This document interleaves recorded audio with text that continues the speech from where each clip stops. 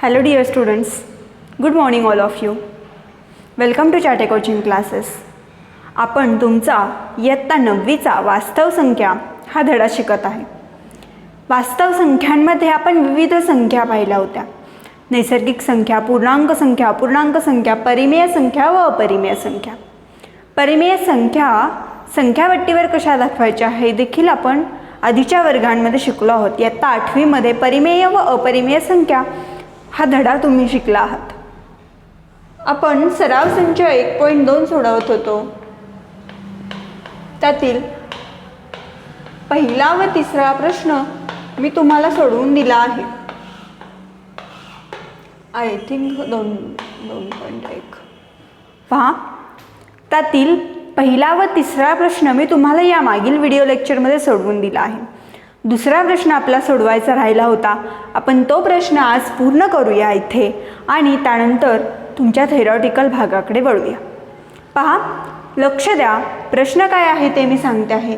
प्रश्न दुसरा लक्षात घ्या. इथे प्रश्न पहिला आणि प्रश्न तिसरा हा प्रश्न आपण ऑलरेडी सोडवला आहे. आज आपण प्रश्न दुसरा सोडवतो आहोत. इथे आपला सराव संच पूर्ण होतो आहे. प्रश्न दुसरा काय आहे? खालील परिमेय संख्या दशांश रूपात लिहा. परिमेय संख्या कशा लिहिल्या जातात? परिमेय संख्या जनरली p/q अशा फॉर्मॅटमध्ये लिहिल्या जातात आणि q ची किंमत 0 इतकी असू शकत नाही. आता ही p/q असणारी संख्या आपल्याला दशांश रूपात लिहायची आहे. काय करायचं आहे तर p/q अशा प्रकारे असणारी संख्या आपल्याला दशांश रूपात लिहायची आहे. आपल्याला संख्या दिल्या आहेत, त्या परिमेय संख्यांचे दशांश रूप कसे लिहायचे हे आपण पाहतो आहोत. पहा, 127/200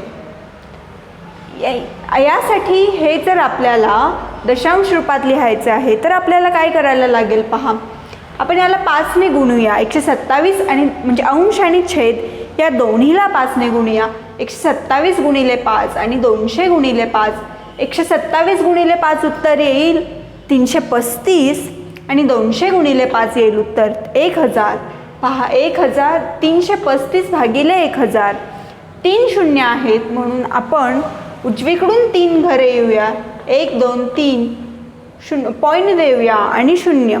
अशा प्रकारे परिमेय संख्या 127/200 याचे दशांश रूप आले 1.3635. ठीक आहे. पुढे पहा, प्रश्न दुसरा मधला दुसरा उपप्रश्न आहे 25/99. त्यांनी आपल्याला 25/99 ही एक परिमेय संख्या दिली आहे. तिचे आपल्याला दशांश रूप लिहायचे आहे. पहा, याला आपण दोन्हीला अंश आणि छेदाला 4 ने गुणले असता 25 गुणिले 4 आणि 99 गुणिले 4. पहा, 25 गुणिले 4 किती उत्तर येईल तर 100. हा 4 आपण असाच ठेवतोय. ह्या 4 ने आपण ह्या 25ला गुणले आहे म्हणून हा 4 जाईल. उत्तर येईल 1/4 गुणिले ह्या 25 ने 4ला गुणले आहे 100 आणि हे 99 असेच. ठीक आहे. पहा, आता हे 100 भागिले 99 उत्तर येईल 0.010101 आणि ही संख्या अशीच वाढत राहील आणि ते आहे 1/4. याने याला जर भागले असता उत्तर येईल 0.252525. 2 5 2 5 2 5 ही संख्या पुन्हा पुन्हा येते म्हणजेच ती काय आहे? ती आवर्ती आहे. म्हणून ही संख्या आपण असं लिहू शकतो 0.25 आणि त्याच्या डोक्यावर रेष. याचा अर्थ काय तर 2 आणि 5 हे अंक पुन्हा पुन्हा येत आहेत आणि ते आवर्ती आहेत. अशा प्रकारे 25/99 या परिमेय संख्येचे दशांश रूप आपण लिहिले आहे. काय आहे? 0.25. त्याच्या डोक्यावर जी रेष आहे ती काय इंडिकेट करते, ती काय दर्शवते तर 2 आणि 5 हे दोन्ही अंक आवर्ती आहेत. आवर्ती म्हणजे काय? ते पुन्हा पुन्हा येत आहेत. ठीक आहे. परिमेय संख्यांचे दशांश रूपात 2 भाग पडतात हे आपण पाहिले आहे. कोणते तर खंडित आणि अखंडित आवर्ती. हे कोणते रूप आहे तर अखंडित आवर्ती. हे कोणते रूप आहे? खंडित. पहा, प्रश्न दुसऱ्यामधला तिसरा प्रश्न आपण पाहतो आहोत 23/7. आता 7ने 23ला आपण डिरेक्टली भाग घालवू शकतो. पहा 7 त्रिक 21, 3.0 देऊया, 2 राहिले, 0 दिल्यावर झाले 20. ठीक आहे, अशा प्रकारे उत्तर येईल 3.285714. पुन्हा 2857 तेच नंबर रिपीट होत आहेत, पुन्हा पुन्हा येत आहेत. मग ही संख्या आपण कशी लिहू शकतो, तर 3.285714. बघा 14 नंतर पुन्हा 2857 म्हणजे ह्याच संख्या पुन्हा येत आहेत आणि त्याच्यावर आपण रेष मारूया. म्हणजेच 285714 हे नंबर आवर्ती आहेत, ते पुन्हा पुन्हा येत आहेत. अशा प्रकारे 23/7 या परिमेय संख्यांचे दशांश रूप आहे 3.285714. यांच्या डोक्यावर जी रेष आहे ती आवर्ती आहे. पहा चौथे गणित आहे 4/5. 4/5 या परिमेय संख्येचे दशांश रूप कसे येईल पहा. 4 आणि 5 म्हणजेच अंश आणि छेद या दोन्हीला आपण 2ने गुणूया. 4 गुणिले 2 आणि 5 गुणिले 2. 4 गुणिले 2 8 आणि 5 गुणिले 2 10. 8/10. 10ने 8ला गुणतोय, उत्तर सोपं आहे 0.8. लक्षात ठेवा 1 0 आहे म्हणून आपण उजवीकडून एक संख्या सोडून पॉईंट देतो आहोत, म्हणून उत्तर आले 0.8. अशा प्रकारे परिमेय संख्या आपल्याला दिलेल्या असतील त्या संख्या कोणत्या फॉर्मॅटमध्ये असतात, तर P/Q या रूपामध्ये त्या संख्या असतात. त्या संख्यांचे आपल्याला जर दशांश रूपात लिहायचे असतील तर त्या कशा प्रकारे लिहितात हे आपण पाहिले. इथे सराव संच 2.1 तुमचा पूर्ण झाला आहे. लक्षात घ्या, परिमेय संख्यांचे दशांश रूप 2 प्रकारे लिहिले जाते. पहिला प्रकार असतो खंडित आणि दुसरा प्रकार असतो खंडित आवर्ती रूप. खंडित म्हणजे काय, तर यासारखे जिथे जाऊन खंड होतं त्याचा. आणि अखंडित म्हणजे काय, जी संख्या आवर्ती असते 2 5 2 5 2 5 या संख्या पुन्हा पुन्हा येत राहतात, म्हणून ह्यांना अखंडित आवर्ती रूप असे म्हणतात. परिमेय संख्यांचे दशांश रूपात वर्णन कसे करायचे ते आपण पाहिले. संख्या जर नुसत्या दिल्या असतील दशांश रूपात तर त्या P/Q या फॉर्मॅटमध्ये कसं लिहायच्या, P/Q रूपात कशा लिहायच्या हे देखील आपण पाहिले. आपण आता त्या पुढील भाग पाहतो आहोत. लक्ष द्या.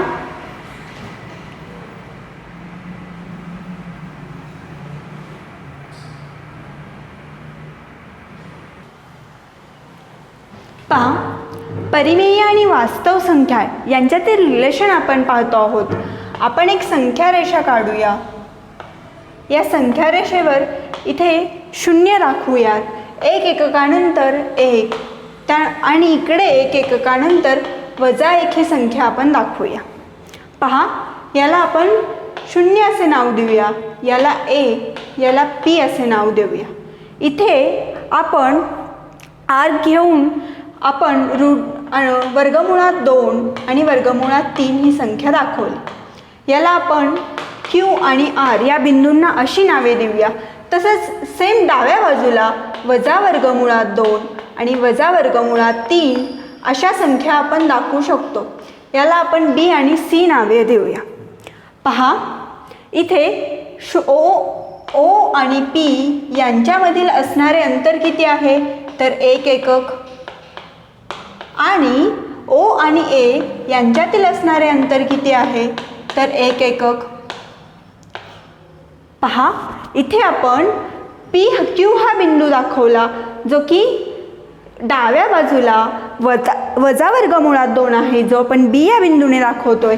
इथे आपण वर्गमुळात 3 हा बिंदू R या बिंदूने वर्गमुळात 3 ही संख्या दाखवली आणि डाव्या बाजूला सेम तसेच C ही संख्या वर्गमुळात 3 अशा प्रकारे आपण दाखवत आहे. पहा तुमच्या पुस्तकामध्ये सेम दिला आहे की संख्या रेषेवर दाखवलेल्या वर्गमुळात 2 व वर्गमुळात 3 या संख्या परिमेय नाहीत. संख्या परिमेय नाहीत म्हणजेच काय, त्या संख्या अपरिमेय आहेत. ठीक आहे. अशा प्रकारे आपली जी संख्या रेषा असते त्यावर असणाऱ्या सर्व संख्या या वास्तव संख्या असतात. पहा संख्या रेषेवर असणाऱ्या सर्व संख्या ह्या वास्तव संख्या असतात, परंतु वर्गमुळात 3 बघा हा, वर्गमुळात 2 वर्गमुळात 3 वजा वर्गमुळात 2 पाय 3 अधिक वर्गमुळात 2 अशा काही संख्या असतात ज्या की वास्तव संख्या असतात परंतु परिमेय संख्या नाहीत. पहा, संख्या रेषेवर बिंदूंनी आपण ज्या कोणत्या संख्या दाखवतो त्या सर्व संख्या ह्या वास्तव संख्या असतात. संख्या रेषेवर आपण बिंदूंनी काय PQRABCO या बिंदूंनी आपण ज्या काही संख्या दाखवल्या आहेत या सर्व वास्तव संख्या आहेत. परंतु वर्गमुळात 2 वर्गमुळात 3 वजा वर्गमुळात 2 पाय 3 अधिक वर्गमुळात 2 या संख्या परिमेय संख्या नाहीत. आपण जर असे म्हणतोय की त्या संख्या परिमेय संख्या नाहीत म्हणजेच त्या कसल्या संख्या आहेत, तर त्या अपरिमेय संख्या आहेत. लक्षात घ्या. अशा प्रकारे यावरून आपल्याला लक्षात येते की काय लक्षात येते की प्रत्येक वास्तव संख्या ही परिमेय असतेच असे नाही. पहा, आपण म्हणतोय या संख्या रेषेवर असणाऱ्या सर्व संख्या ज्या आपण बिंदूंनी दाखवतो आहोत ह्या संख्या वास्तव संख्या असतात. परंतु वर्गमुळात 2 वर्गमुळात 3 वजा वर्गमुळात 2 पाय 3 अधिक वर्गमुळात 2 इत्यादी ज्या काही संख्या आहेत त्या परिमेय संख्या नाहीत. म्हणजेच आपण काय म्हणू शकतो की संख्या रेषेवर असणाऱ्या सर्व परिमेय संख्या सर्व वास्तव संख्या ह्या परिमेय असतात असेच नाही. म्हणजेच काही संख्या परिमेय असतात तर काही संख्या अपरिमेय असतात. ठीक आहे. हा भाग आपण इथे शिकलो आहोत. अगदी छोटा भाग आहे. याच्यावर कोणतेही उदाहरण तुम्हाला सोडवण्यासाठी येणार नाही. उदाहरण सोडवण्यासाठी येईल तो भाग कोणता, तर अपरिमेय संख्यांची दशांश रूपात मांडणी, जी की आपण पुढील व्हिडिओ लेक्चरमध्ये शिकणार आहोत. व्यवस्थित अभ्यास करा. काळजी घ्या. Stay home, stay safe. Thank you.